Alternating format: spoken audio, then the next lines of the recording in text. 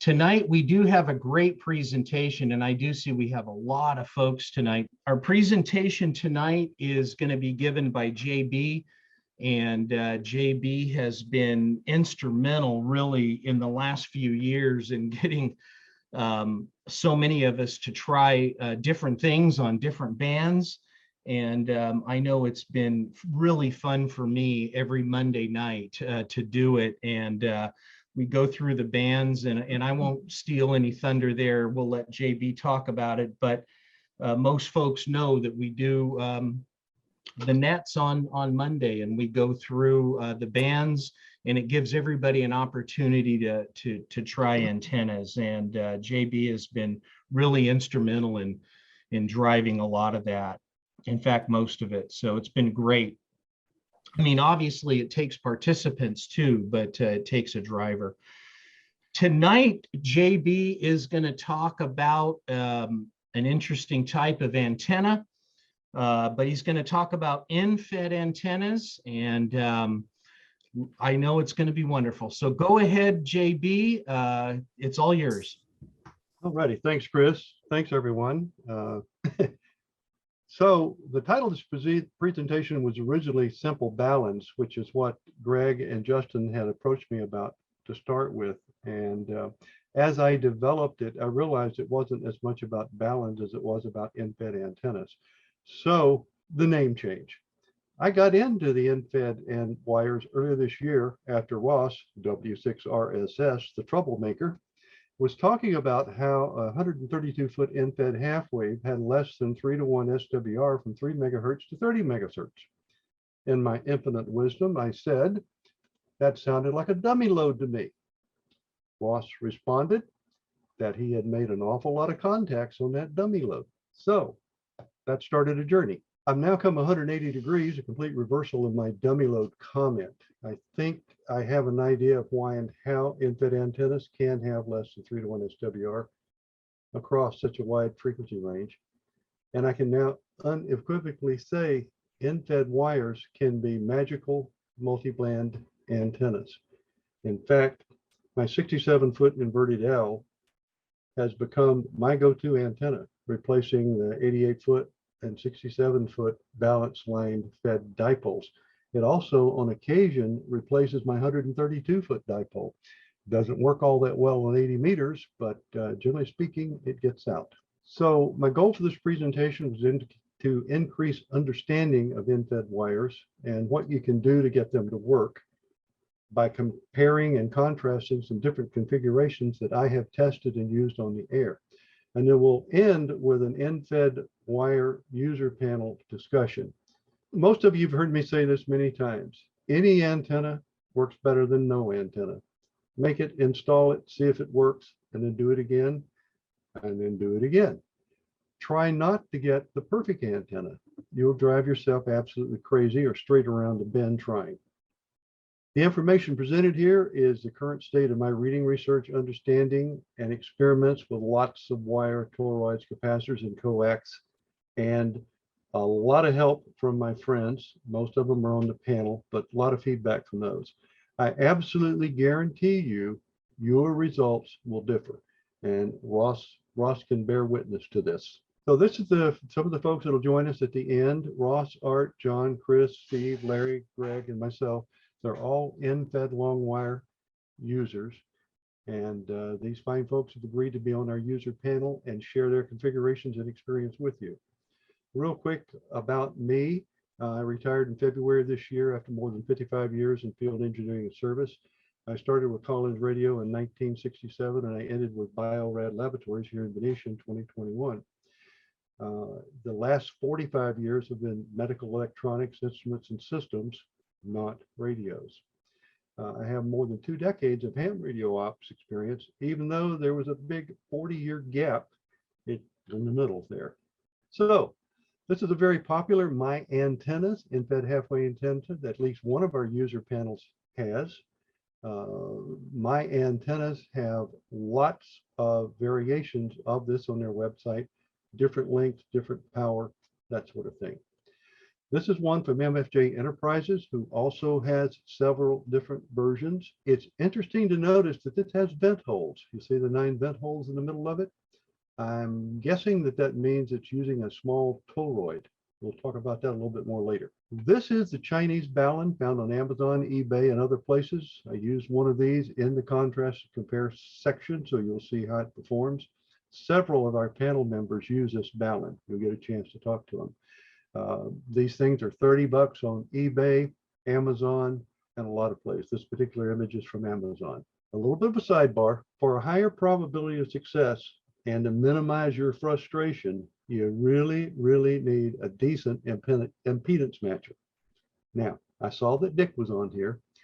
Dick and I call them impedance matchers. Everybody else says antenna tuner. So Dick, I'm going to say the nasty word tonight, antenna tuner. So you need an impedance matcher, either an external manual tuner, an external automatic tuning unit, or an internal automatic tuning unit. Since the world's largest manufacturer of Z matchers call them antenna tuners, I guess that's the term we'll use. This is just one page from the latest HRO catalog showing some of the manual MFJ tuners. They got a lot of automatics also. LDG also makes a lot of different tuners. This is also a page from the HRO, most recent HRO catalog. There are many other antenna tuners out there that you can get into. So we are going to be talking about specifically the 49-to-1 Balun. 9-to-1, 4-to-1s are also common. The 90-to-1s are inside many of the MFJ manual tuners. Now, just about everybody calls these Baluns when what we are really discussing are un-uns. Unbalanced to unbalanced, not balanced to balance. But because everyone refers to them as balanced, even though they're really un-uns, I'm going to call them balanced. I will try not to get too technical, so this is more about experiments that I've actually done rather than theory. It's practical experience. You'll see up at the top 10 different Baluns, an 81-to-1, 75-to-1, 56-to-1, 36 and on down. The My Antenna website has all 10 of these listed for sale, some of them in different power levels. This is a copy and paste from the My Antenna's website, the reformatting and emphasis with mine. Note that they specifically call them un-uns, and up at the top they say the EFHW X-formers, meaning transformers.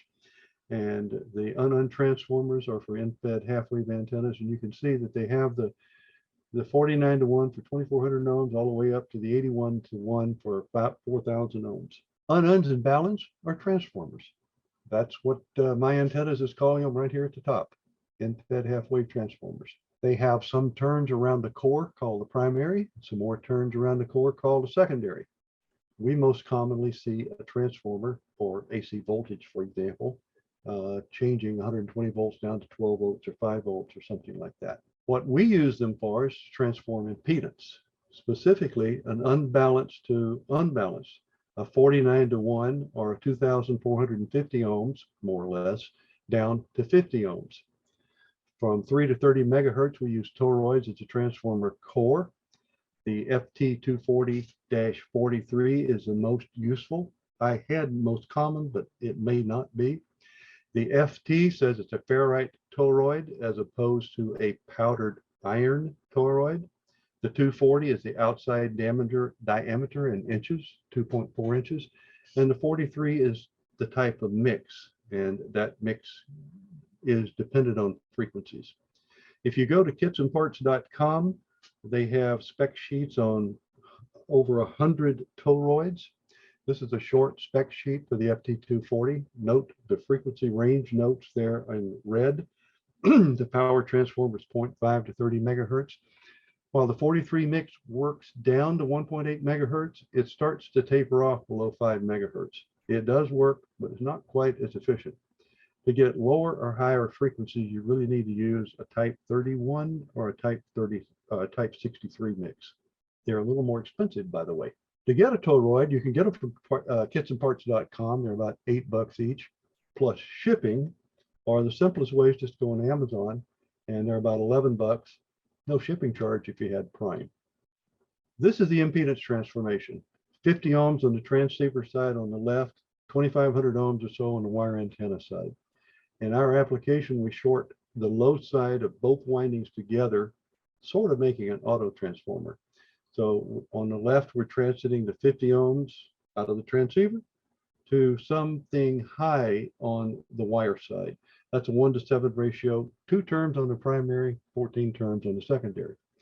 This is a different view of the wires around a square core with the low side shortened. I had to add that. Transceiver on the left, wire antenna on the right.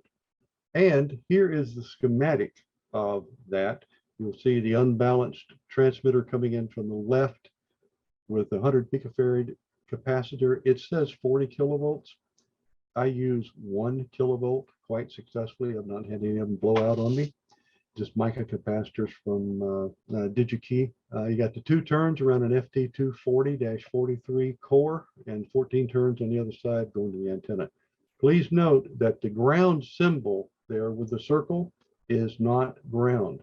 That is signifying the common side of the coax shield and the common side of the antenna. There are no earth grounds used here. Ross and I have had this discussion several times. You don't have to drive a ground rod into the ground. So here's how it looks wound on a toroid core. Note that the crossover winding and the twisted pair primary are not really needed and may result in poor HF performance. There's a wonderful website by Tom, W8JI. If you go into any of the EHAM or QRZ.net forums in the antenna section, Tom posts all the time. The point that Tom and also Steve, AA5TB, and Steve G3TXQ, who is now SK, and also Charlie, M0PZT make, the crossover winding and the twisted windings on the input are not needed and may actually result in poor HF balance performance. Their links are down in the lower right hand corner. We can supply those later. I've got this in PDF form that I can give that could be posted on the website. If you go on Tom's website, W8JI, and you read it, after a little while, you'll conclude that absolutely nothing works. Here are some of the balance that I have made and were used in the testing. The 2 on the outside are FT240-43s. The 2 in the middle are FT140s. Each of them are wound differently. They're wound with different wire. They've got different ways that they're wound. None of them use the crossover winding here. I made some of the crossover windings initially, and I've taken all of those apart and redone them without the crossover. Why 49-to-1? Well, 49-to-1 would be 2,400 ohms down to 50 ohms. So 14-turn secondary and a 2-turn primary is a 7-to-1 ratio. 7 squared is 49. 49 times 50 ohms is 2,450 ohms. Why 2,450 ohms? The center impedance of a half-wave dipole is 35 to 72 ohms, the height above Earth. The end impedance is 1,800 to 3,600 ohms, depending on the height above Earth. So a 49-to-1 transformer will transform 1,800 ohms down to 36 ohms, an SWR 1.3-to-1, or 2,450 ohms down to 1.1-to-1, or 3,600 ohms down to 72 ohms, a 1.5-to-1. All 3 of these are theoretically in range of an internal 3-to-1 ATU, and they can vary much more than that and still be able to work with your internal transceiver ATU. This is the test antenna used at NR5NN. It's mounted on my backyard deck, and the feed point's about 9 feet above Earth, because the deck's about 9 feet off the dirt. The blue square is the transceiver. The choke moves, as you will find out. Got some coax running over to a balun that goes to a 21-foot vertical wire, which makes the right turn and goes out 46 feet horizontal. It's 18 gauge wire. I have used other wires. The mast that I use is 3 2x2x8 screwed together, sticking up. This is what the antenna looks like in a very simple free antenna modeling program, mana.gal. The feed point impedance is a complex 2,400 ohms with significant capacitive reactance. These here are the theoretical perfect Earth radiation patterns predicted for the antenna. on the 4 common bands, 40 meters, 20 meters, 15 meters, and 10 meters. That assumes there's absolutely nothing around it, like a house with stucco, to interfere with that radiation pattern, or trees. Okay, this is the magical $30 Chinese box that works very well in many different configurations. On the right-hand side, where the coax connector is, you can see the 100 picofarad cap across the twisted 2-turn primary going into the crossover wound 14-turn secondary. It's on a 140-43 core. That's a 1.4-inch outside diameter core. I think. I can't confirm the -43 core, except the color of that toroid is about right for a -43 core. They're color coded. If you had a 31 or a 63, it would be a different color, and I forget what those colors are. I have duplicated this balance several times with T140 cores, except for the printed circuit board and the box enclosure, and I cannot exactly match it waveform for waveform. Every one of them come up different than what this box gives me. I can get close, but I can't get a match. Now, beware that this is a spalled, enclosed toroid, and it might overheat if you run high power with modes like FT8 and you're constantly transmitting bang, bang, bang, bang, bang. In the next few slides are the contrast and compare. All of these use the same antenna wire and configuration. What will change is the balun, the capacitor, the coax length, and the choke. So we'll jump into the middle of those right now. So let's see what effect coax length has on the wire. The red is 3 feet of coax, and it doesn't work on any band. It's not resonant anywhere. That is attaching it right to the input of the balun, going 3 feet to the transceiver. The blue is doing the same thing, but using 21 feet of RG58, which, oh, by the way, I got from Joe, W4UEL. Thank you, Joe, UEM. The green is 75 feet of RG58. With 75 feet of coax, we basically have a 9-band antenna. At 33 picofarads per foot, the coax has added capacitive reaction and is acting like a long counterpoise. I don't have any guarantee how efficient it is, because I originally called this thing a dummy load, but it does load on all 9 bands. It's an example of that less than 3-to-1 comment that got me started on my in-fed wired journey. And it's the one that Ross challenged me on, and he said, it doesn't matter if it looks like most places the SWR is less than 2-to-1, you can make an awful lot of contacts on this thing. So bottom line, coax length matters. How about chokes? Actually, where you put the choke matters. Each of these use a 21-foot section of coax, and 2 of them use a little 3-foot section. Red is no choke, direct connection transceiver to balun. You can see that it works on 40, may work on 20, it's okay on 15, and 10's not all that great either. Blue is the choke put at the balun feed point. It now becomes a 4-band antenna. 20 meters is a little iffy, and 15 is a little iffy, but they're close. Green is 3 feet of coax between the balun and the choke, then 21 feet of coax to the transceiver. That 3 feet acts kind of like a short counterpoise, making up the other side of the antenna, something for the RF to push against. The green configuration turns this into a 7-band antenna. You can see that we get 80, 30, 20, 17, 15, 12, and 10. They all come in. So chokes matter. So red here is the same as the green chase from the previous slide. Sorry about that, but for the confusion. The choke is 3 feet from the balun point.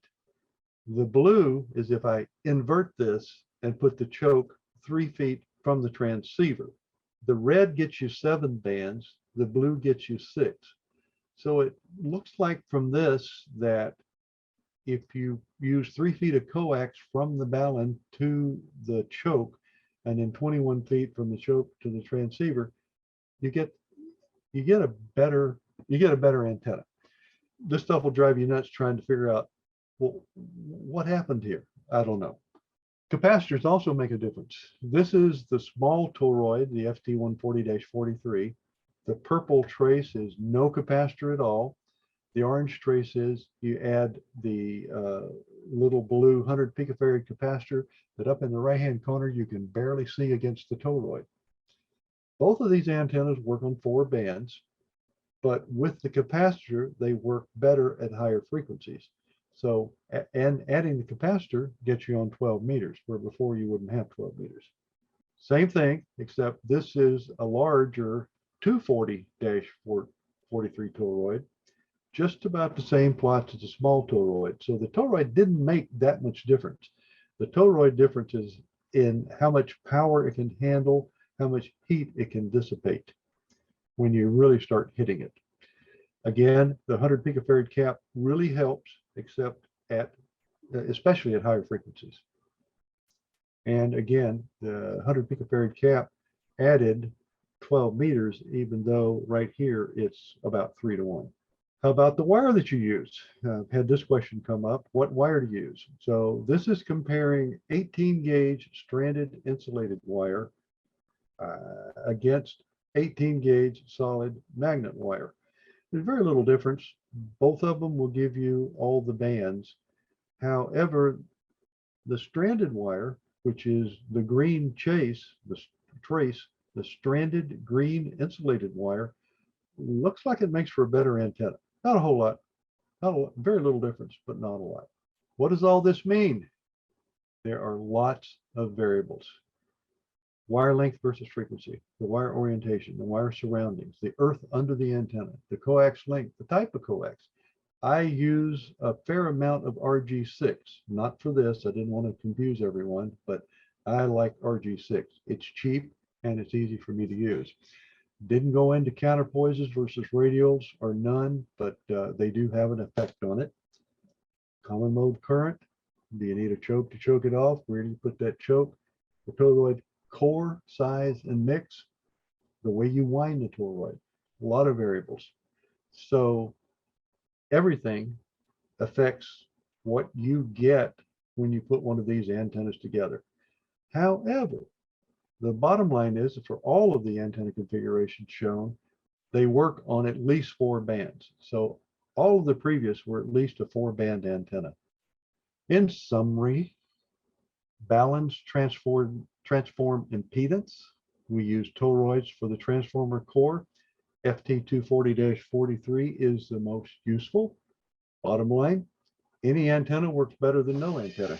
Make it, install it, see if it works, and then do it again, because it probably didn't work the way you expected it to. Okay, our goal was to increase understanding of in-fed wires by comparing and contrasting actual working antennas and sharing our experience. Let's bring on our in-fed users into discussion, open up the microphones, and share our experience. Thanks, everybody. Wow, JB, thank you very much. Fantastic. I love how you experiment and really have, you know, hands-on experience with this stuff. So that is great. Anyway, yeah, should we go down the list, you think there, JB? Oh, however you want to do it.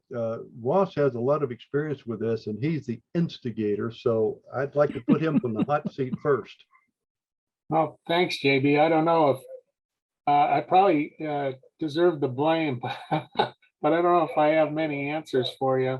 So I'll just tell you what I have going now. The way I started was I wanted to get a 160 meter antenna up. So I looked on the web and I found a design for a chokeless, balunless wire setup, used 132 feet of wire, end-fed, directly connected to the coax, and it had a counterpoise, and I think that ended up being about 90 feet. And it's up at about 25 feet. And that worked pretty good.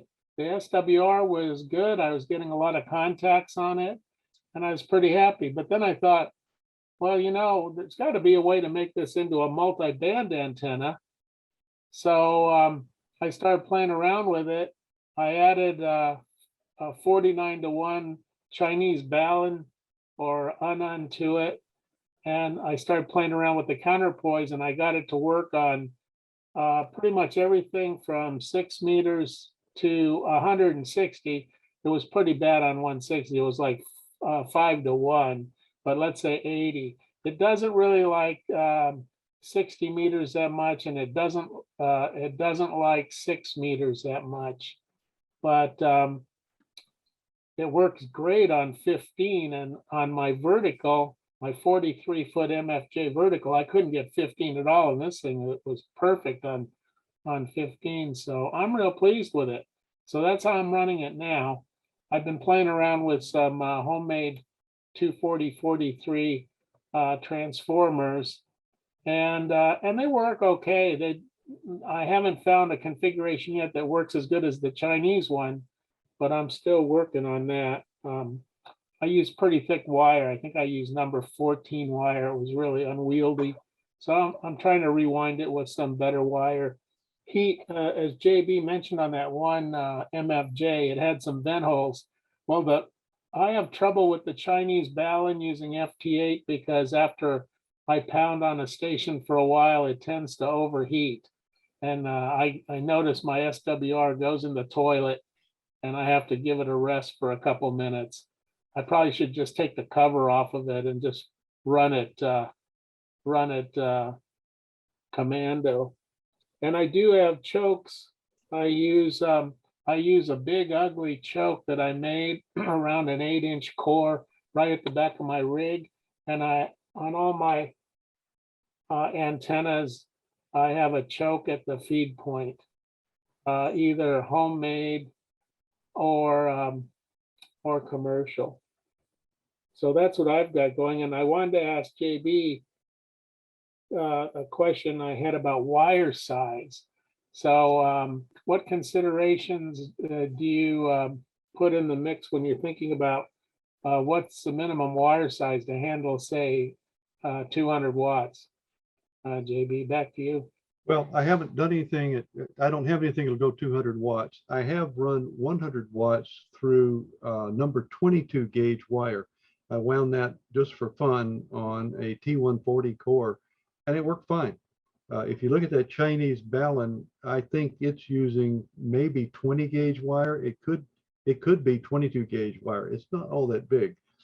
One point I'd like to make is most of the people on here do not have their wires running straight. The 135 footers like Ross's is kind of like an ugly J laying on its side.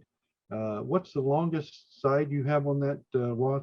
Well, I have a picture I could share, but the longest side is 60 feet. So what it does, it goes from eye level, or probably below eye level, goes up the side of my chimney about 25 feet, then goes out 30 feet to the corner of my yard at a height of 25 feet above the ground, makes a 90-degree left turn, goes 60 feet all the way across to the other end of my yard to a pole at 20 feet, and then makes another 90-degree turn and slopes down to a height of 10 feet where I tie it to a bush. It's number 24 gauge wire, and it's secured to the bush with fishing line. You can barely see it, but I'll tell you, the strength of that wire is amazing. I was cutting a tree limb the other day, and I thought the tree limb would fall free of this wire. Well, no such luck. It grabbed the wire, and it didn't break the 24 gauge wire, but it pulled down my 25-foot pole and pulled out 2 U-brackets out of my fence. It was amazing. Anyway, that's my story. I'm sticking to it, JB. I've got some ugly antennas up, but it's mainly the mast that's ugly. Ross has got to win the contest with the ugliest antenna, but it works. So I just wanted to say also, when I converted from the 160-meter long wire to a multi-band antenna, the counterpoise went from 94 feet down to roughly 32 feet, I think. And I figured that all out using an antenna analyzer at the feed point, which made it really easy. And it's fed with about 50 feet of RG213. Okay, so Chris, you had some thoughts? Yeah, well, my situation's very similar to Ross. It's not a pretty installation, but yeah, the darn thing does work well. And like you're saying, I get good SWR on multiple bands, and with an antenna tuner, even the one in the rig, I can get on most bands. I Of course 160, no. I struggle with 80. I do need an external tuner for that. And 6 meters, no. But everything else, well, 60 is tough too. But we're talking a dozen bands. So anyway, or 10 bands. So they work great. And I've had mine for about 3 years, and it has snapped in a storm, and just took it down, soldered it together, and put it back up, and it works great. I don't think we mentioned, but you have the My Antennas, right? I do, and in fact, that is listed on your nice chart there. I have the My Antenna. I bought it off the shelf. And I got the long one thinking, oh, it would be good for maybe 80. And I have gotten on there, but once again, I really need an external tuner for that. I think I'm getting about 5-to-1 or so on 80. But yeah, it's a great antenna. I'm feeding it with 75 feet of LMR 400 basically, and I find that coax works really well. It might be better with 100 feet. I haven't tried that yet, but yeah, that's what I've got. Yeah, I do have some SWR charts, but we'll let others kind of talk here for a bit. But my experience has been fun with it. It is a compromise, but I've had a lot of fun with it. So probably next is John, because John started out with his 135 foot on the top of a wood fence, not more than 6 feet off the ground or something like that. So John? Yes, that's true. I have a fence line, pretty straightforward. We have a very square lot here, slightly tilted, but in my case, what I did was I just ran number 14 stranded wire along the top guide, or the top of the fence post, along the perimeter of the fence. And at first I went about 70 feet straight down towards the corner, then about 90 feet towards the other side of the yard, and then a couple of feet, maybe 10 more feet back towards the house. And that was at about 148 feet long. And I had some really good results with that. However, over the time that I've been talking with everybody and listening to all the different input, I decided to shorten it down to 132 feet or so. And I've actually found some really good results with that, actually better results. And this is what I have now. At 146 feet, the green had a pretty good result, but at around 40 meters to probably 20 meters, it had a pretty big spike there. And so I shortened it to 135 feet, and I didn't get much improvement. So I decided to put on a counterpoise, and the counterpoise is probably 15 feet long. I don't really know exactly how much it is. And wow, that purple just popped out. And as you can see, it's a very nice display of that 132, 35 feet with a little bit of a peak up there at, I think it's in the 60-meter band. However, it's not outside the range of my matching device, my auto matching device. It can easily pull that into 60 meters, and I can do well on that thing. And mostly what I do on 60 meters is FT8. Occasionally I do a little voice, but mostly FT8. And FT8 doesn't care that much about high antenna. As a matter of fact, you can get away with a lot with a little with FT8 as well. And I've had extremely good results with it. And I have them both connected. The auto matching device I have is the LDG AT100 Pro 2. And I can switch between two antennas, and I have an inverted V antenna, and I can switch between the two of them and notice that there is sometimes a difference. Sometimes one's more noisier than the other, but the performer across the bands is the long wire. Okay, so let's go to another My Antenna user. Steve has a unique installation. So Steve, describe yours. So the my antenna that I have is 63 feet long, which is about probably 30 feet longer than I could have put in my yard by itself. What I did is I attached it to the near the peak of my roof in the back. That's where the transformer is. And then I have it running up into the open space behind my house. I took a piece of 10-foot, just 1-inch PVC, and I ran the rope right down the middle of it so that I could get that up the tree and then pull the rope down through the PVC until I had it suspended at an angle from the back of my house up to the top of this tree that's only about 15 feet tall, but it's about 25 feet of elevation higher than my house because of the hill. So I put that on, and it was like magic compared to any other antenna I had tried. And I've only been a ham for a little over a year. So I haven't tried a great deal of them, but I also have a commercially made vertical, and that's 27 feet tall. And the wire pretty much outperforms it. It's a little noisier, but it does outperform it. It's a great antenna on 40, 20, 17, 15, and 10. And I've used it on 6 and 12 and 80, and it will get out, but it's happiest on 40, 20, and 10, I would say. So for about 179 bucks, can't be beat, as long as I can keep from getting busted by the HOA police. I'll be in good shape for a while. Thanks. Alrighty. Steve has a unique one, because that hill behind his house is really strong. And when we first got on 10 meters back during the summer, Steve had a pipeline into Washington, Idaho, Western Washington, Eastern Washington, and Idaho. He just had those guys on a phone call every day. So let's go to Art. Art has tried. Art has a whole bunch of radios, but he's also using the Chinese one. So Art, talk to us.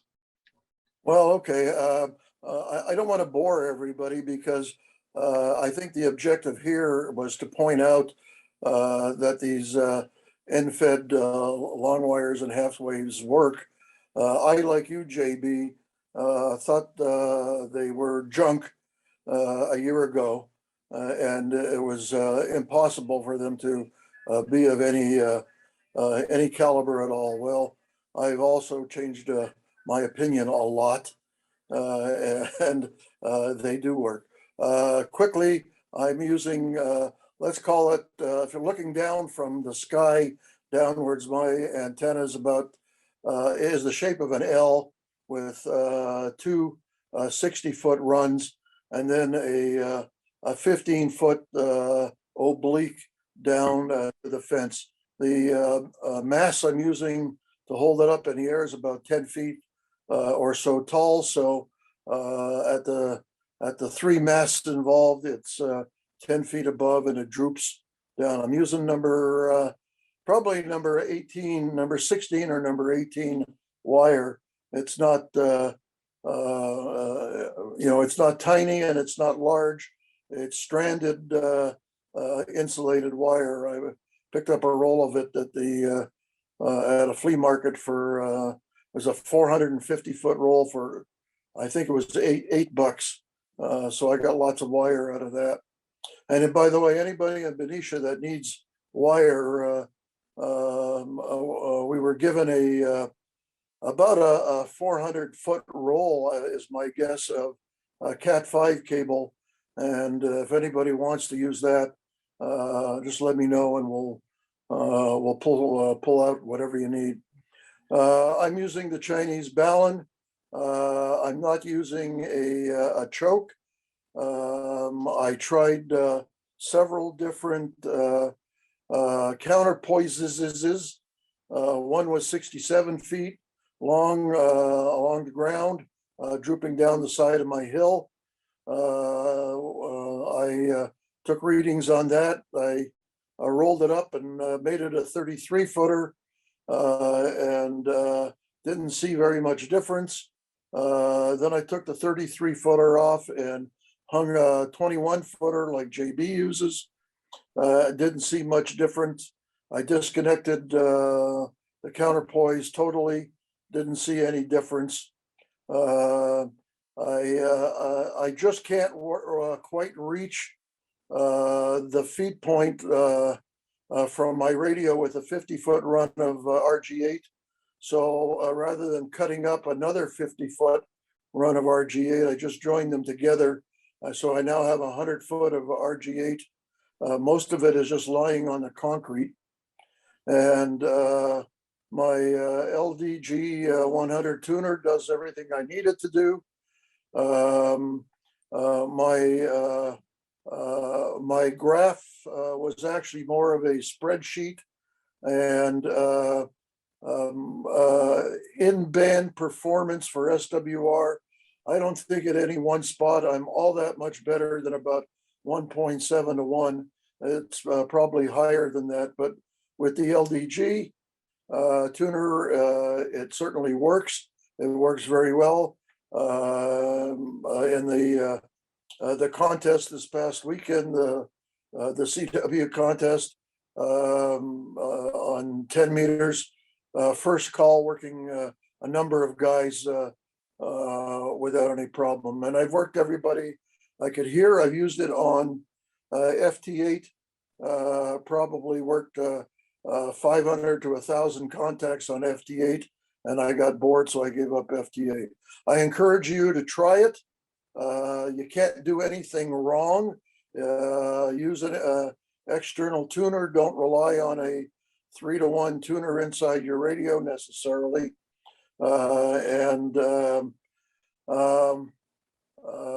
Thanks to JB and all the other guys who began using these NFED long wires here in Benicia.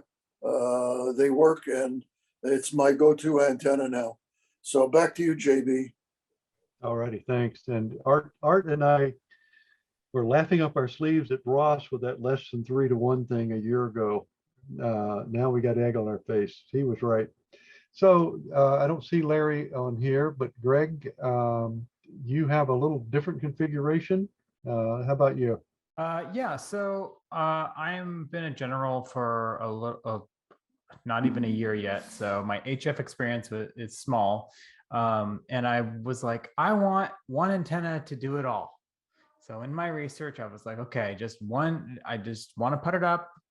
I have a 2-story house. I don't want to like be getting up there all the time. So what can I do? And so I did some research and I found the NFED half wave. And I was like, okay, cool. And I found one off of eBay. There was this, it's called HFEDs was the person who did it. And they're in Puerto Rico. And I was like, seems cool. They have a lot of good reviews. I'll buy it. So I bought it. I got it for 160 to 10 meters. And I was like, should I get 160 or just 80? Well, I want everything because I was a new ham and I didn't know that I would probably never use 160 because I'm not up at midnight. But I can do FT8 on it, and I have done FT8 on it, so it's there when I need it. So yeah, mine is also, it's up in a tree. So I have these very tall redwoods in my backyard, and I was like, well, I'm gonna use nature's poles here and like get it up there. And so I hired a tree guy who trims trees for a living. I found him off of next door. He climbed up there, and I have a pulley. And so the wire, it's outside of my office right here. There's a window. The UNN is hooked to the top of my deck, which is like a pull this down, like a pergola type thing. I don't know what you call it when you have wood on top of your deck. But it's hooked there, and then the wire goes straight up into the tree and then goes through the pulley and then comes down. And then there's a piece of ceramic, and then it's has some like antenna, not wire, antenna rope. So it's all weather UV resistant black rope that I also got off of eBay for much cheaper than you can get anywhere else. I strongly suggest looking at eBay. I have a whole roll of it. If anybody needs antenna rope, please let me know. I can spare you a little bit. And then it comes all the way down and then connects to a spring. So I also did research on springs because I wanted something that would keep taut in the wind, but not break. And so I got like 5 different springs from Amazon and was just like, okay, this will work. Oh no, this one's too tight. And I found one that's big enough and loose enough where when the tree goes like this in the wind, the wire doesn't break. And guess what? We've had some pretty wild storms since I've been here. It has not broke. So I haven't had to call the tree guy again. And then that spring is attached to just an eye bolt that's in my fence. So it's I guess it's a inverted V situation as well. It works pretty well. I can get on all the bands. I do find that reception though is my trouble. And I haven't done a lot of experimentation with like changing out the coax because again, I bought all this stuff when I was new and now I'm like, okay, I would like to get better at like being able to hear things on 40 meters, for example. Like every time we do the 40-meter nets, I'm like, some days I can hear people and then some days I can't. I'm like, why? I also have been thinking about moving the un up. So getting it higher up off the ground and maybe attaching it to the roof. And so that would make it a less extreme inverted V, because right now it's like this and then down. So that would make it wider. And then it would get over the house, which that gets me to the east. Because to the west, there's like a hill. So I don't know if that would help, but I'm looking for advice there. And I use the internal tuner. It seems pretty good. I'm never told, no, I can't tune. I have mostly used it on FT8 though. I've made contacts anywhere from 160 all the way to 6 meters on this antenna with no issues. So yeah, that's my experience. I like it. It's nice, but I would like to get better reception, like being able to hear other stations. And I feel like sometimes stations can hear me, but I can't hear them. And I have like a little nano VNA. I need to plug that in and do some graphing on it because I do want to see those fancy graphs that you're showing off of like where am I having my trouble and where can I make my adjustments for at least for transmitting. Alrighty, I see it's just about an hour. Thanks, guys, for your feedback. I really appreciate that. If anybody has any questions, let's just open it up for questions from the audience. We've done a lot of talking, so questions or comments? I have a my antennas 40 to 10. It leaves my chimney at about 16 feet, goes out over a gully with a mean height of about 22 feet and then attaches to a tree at 18 feet on the other end. It's very, very horizontal. I can go to an 80, and I know that on their website, they also have a 75 based on whether you want to do more code or more voice. Does anybody have any? There are different lengths. And also the gauge of the actual antenna wire. I hear everything from 24, 22, 16, 14. I always thought that the more metal you've got in the air, the better off you are, but apparently that's not the case. Any comments on the gauge of the actual wire? Mine's a 16. I get super good signal reports from all over the world. So I'm not unhappy with it. I just was curious if it would make any difference. First, your comment about, 75 or 80. If I go to a longer. Yeah, your comments about a longer wire. So you got to be careful of your resonant frequencies. 3.5 megahertz is 7 megahertz, is 14 megahertz, is 21 megahertz.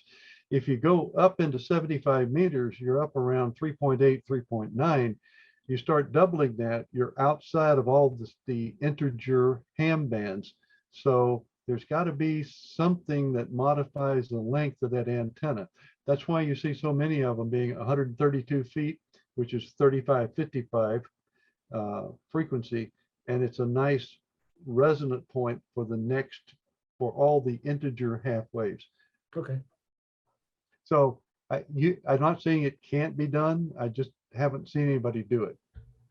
And as for the size of the wire, when I first started out here, I was very concerned about people seeing my wire, even though Dick lives across the street from me, and anybody that's seen Dick's antennas, why should I care? Anyway, I started out using number 22 wire. It worked great. This was back during the copper shortage, and I ended up buying a whole bunch of 18 wire at Home Depot, a couple of 300 feet or something like that. It works great. So It doesn't. whatever seem to you got, me- got some wire, put it in the air and see if it works. Yeah, doesn't seem to have any effect.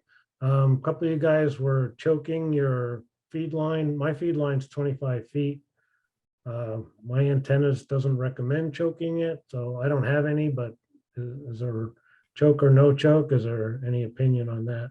I had never used chokes until I started playing with these antennas, and the performance of the antenna with a little 3-foot lead and then a choke was so dramatic. I've started using them. So even on 25 feet, I got a little coil out laying on the roof before it goes to the feed point, but I don't actually have a choke with any kind of metal on it or anything. All I can say about that is if you got an antenna analyzer, put a choke on, see what it looks like. Okay. And if you like it there, put it someplace else in the line. That's what I discovered is a lot of different things work. These antennas are just freaking magical. Oh, like I said, I get awesome signal reports from West Coast, Central, North, South, all over. I guess my hardest is, and I picked up the other day, I picked up Massachusetts, Connecticut, New York, which hasn't been active in the last couple of months, and all of a sudden it became active. So mine is facing almost directly north-south, and it's far enough away from the house and trees that it's really out in the clear.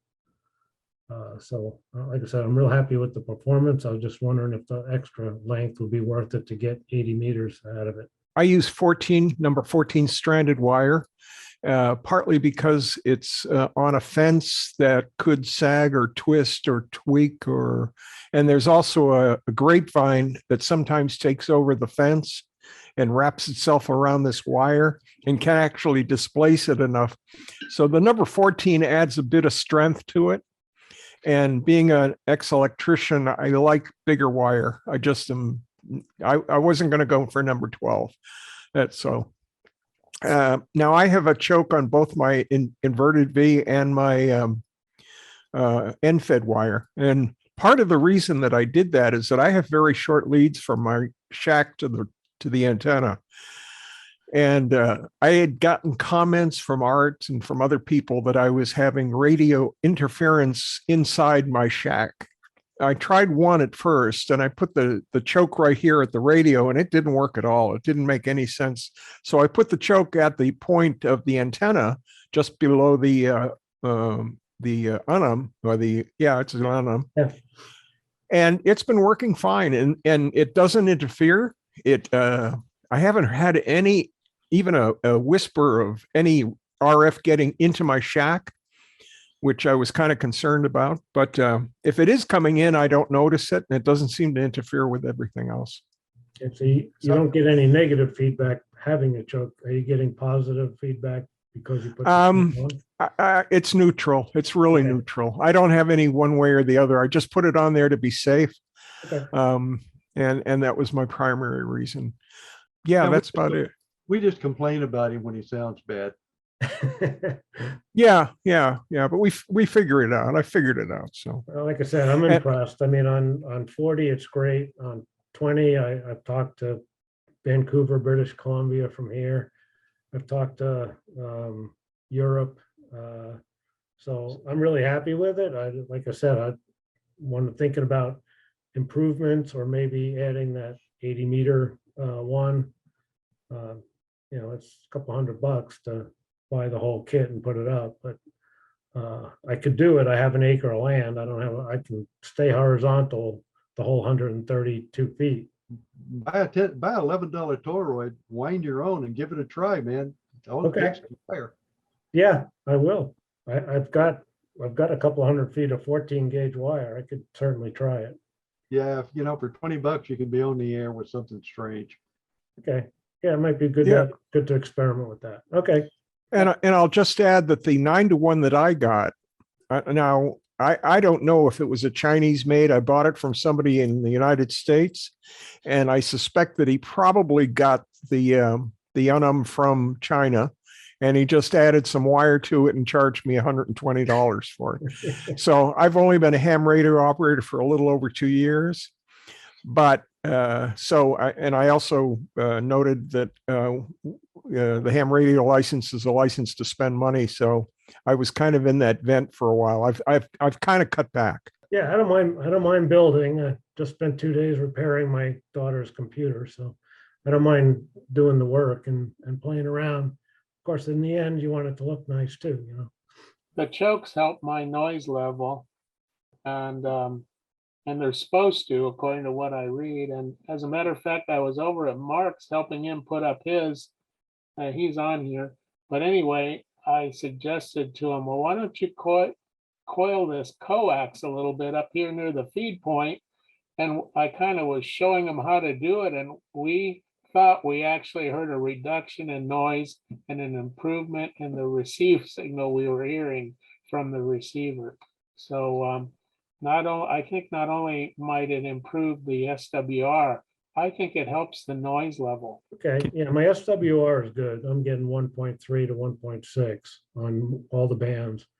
I do, like I said, I've got just a coil of wire about 8 feet from the feed point laying on the roof of the house. I could always move that up to the feed point and just tie wrap it in place. It's like it's 25 feet from my window out to the feed point and another 9 feet from the window to my rig. Ross, can you send pictures of what your chokes look like? I just want to see what that does, because yeah, that is my problem. Is I just have way too much noise on some bands. Yeah, sure, no problem. But basically, it's like, and you can find the directions all over the web. That's where I got it. But it was, I think it was 12 turns of RG8 around an 8-foot PVC core. But I think you can, and I've made them with RG50. Yeah, I guess it's RG8X or RG58 before too. Do you need a core or just can use air?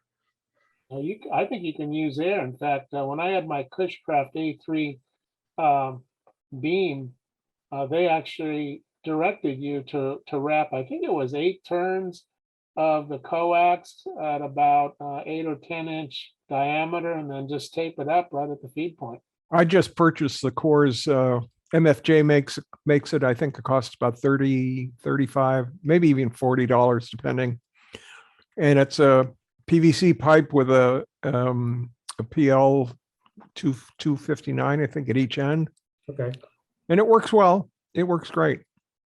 So yeah, you guys are talking about ugly balance. They're some of the websites that I showed you, those guys aren't too fond of ugly balance. The choke that, ugly chokes, whatever you want to call them. The choke that I use, you know, these clip-on ferrite beads. I don't have any in the shack here with me. Here's the choke I'm using. Just a couple. This is a 3-foot piece of coax, and 2 of these are just clamped around it. That's an excellent choke. I have another one using 6 feet of coax, and I was able to get 4 turns, and I got 4 of these in a row. So these things are excellent chokes, and you can pick up. Art and I bought these from Amazon or someplace. Gosh, a package of these is $8 or $9, and they're clip-on, and you can add them wherever you want. I got a couple of them in my junk box. Yep. And JB, does the diameter of the winding on that matter much on your choke there? That's RG58. Right, but I mean, as far as the circle, the diameter of the winding, does it matter No. much? It's got 5 of these, so it's a much bigger loop. It's about like that. It doesn't seem to choke a whole lot better. I see that Bruce Cam6 CWV is on here. Bruce went to Steve G4 TXQ's website and got a lot of TQX's website and got a whole lot of information on chokes.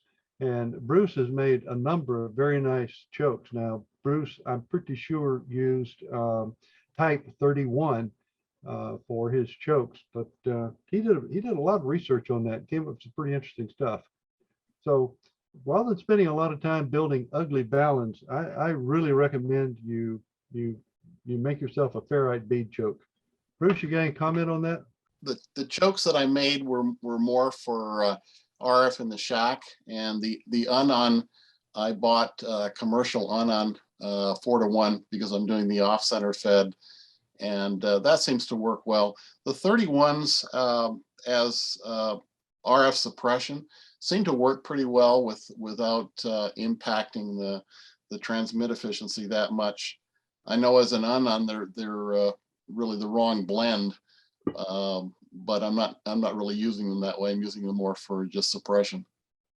Yeah, Big thank you to JB and all of the folks who have spent time giving us those reports on these NFED wires. And as Greg mentioned on our net last night, one of our goals is we're trying to do a series on build your own antennas. So we're trying to present you some information about some antennas, and we're hoping that over the next couple months, by the time field day hits, you'll have the ability to have build some antennas. So long wire. And next month, we're going to be having WB1QN. Is that his call sign? Ed Fong will be giving a presentation about his J-pole. And those are very easy to make and they're very easy to buy. So that's the trick with all of it. So thank you very much, JB and everybody. If there's any other questions for anybody? Well, Justin, I have one more comment. Several people had asked about wire size. I don't know if you can see this, but this is number 22 speaker wire, solid, that I use, and it's a balun that converts that I use to go to my 300 ohm twin lead. So this is a 1-to-1. Unbalanced to balance. It really is a balun, and it's a 1-to-1 current balun. For this one, you really do need the crossover winding, but that's number 22 wire, and I have run 100 watts through that for years without any problems whatsoever. So the wire size is not that big a deal, guys. Would it not matter if you were using higher power? Probably. I don't have high power. You know, Chris and I typically run 30 watts, 35 watts. We're not high powered people. We have to ask Chris to crank up the power every now and then. That's right. I like to start off slow and just give you what you need. Steve has power. Okay, thanks, Justin. I appreciate it. Glad you guys had me. It was a lot of fun. I have a PDF of this. I'll send it to you guys, and you can put it on the web or whatever you want to do with it. Really appreciate that. Let's give the muted applause to JB. Thanks, JB. Thank you, JB. Yeah, even when I couldn't see, the information was very good. I could just listen. So fantastic. All right. Thanks for the invite, Jay. Thanks for coming, Joe. Well, anytime. We try to have lots of folks. So, Joe, we're gonna have to get you on the hook for presenting something now. You know that's part of the deal here. So, All right. Yes, All right. propagation from South Carolina? Georgia. Georgia. Okay. Very nice. Well, on our 10 meter net today, we had a nice conversation with a guy in Tallahassee, Florida. Yesterday it was Fulton, Tennessee. So all kinds of weird, right? December is another slight peak in sporadic E propagation on 10 meters. And just about every day, somebody checks into our net from someplace. The guys had Kentucky the other day. We had Tennessee. Chris, I think, had North Carolina or something. So that coast to coast is working for us around 10 o'clock in the morning, our time. Yeah, it's doing well. I get on sporadically throughout the day, and it's pretty good. I was talking to somebody in Slovenia the other day, and then Italy, Canada, got somebody in Shingle Springs, California, a couple of weeks ago. Well, you And, guys, in you guys, Oregon. on- you guys on the East Coast, we're annoyed with you because you get to work Europe easy. It's difficult for us to work Europe. It's just too Yeah. far away. We have to go over the pole. Yeah. Yeah, I'm at about 1,000 feet above sea level too, which doesn't hurt. Envy, envy, envy. All right. Well, for the sake of time, guys, I'm going to keep us moving forward here.